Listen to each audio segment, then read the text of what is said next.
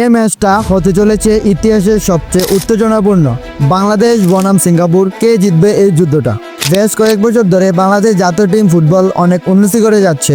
যদি আপনি দেখেন, গত ম্যাচে ইন্ডিয়ার অবস্থান ছিল 125 নম্বর, কিন্তু এর তুলনায় বাংলাদেশ ছিল 183 নম্বর অবস্থানে।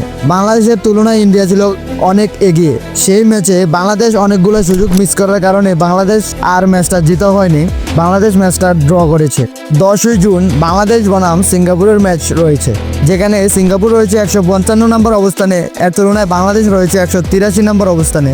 যদি আপনি দেখেন, তাহলে গত ম্যাচে নেপালের বিপক্ষে সিঙ্গাপুর হেরেছে 1-0 গোলে। তাই আমরা বলতে পারি যে সিঙ্গাপুর তাদের 3 ছন্দে নেই, কিন্তু বাংলাদেশে রয়েছে 3 ছন্দে। কারণ বাংলাদেশে যোগদান করেছে প্রিমিয়ার লিগে খেলা হামজা চৌধুরী, ফাহমিদুল, শামিদ চুম, তারপর এর সাথে রয়েছে মিচেল কিউবা বাংলাদেশ দলে যোগদান করতে যাচ্ছে। এবং বাংলাদেশে রয়েছে আরও তরুণ প্রতিভা, যেমন আলাবিন বাংলাদেশ পুলিশ এফসিতে খেলে থাকে। তিনি দারুণ পারফরমেন্স করে জাতীয় দলে ডাক পেয়েছে।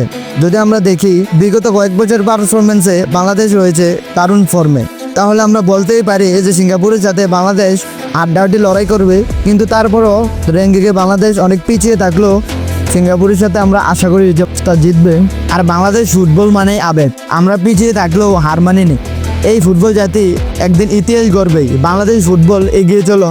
তোমার মতে কে জিতবে এই ম্যাচ? কমেন্ট করে জানাও এখনই। লাইক দাও যদি বাংলাদেশ জেতে বলে মনে করো তুমি। শেয়ার করো তোমাদের বন্ধুদের সাথে। সাবস্ক্রাইব না করলে মিস করবে পরের বিশ্লেষণ।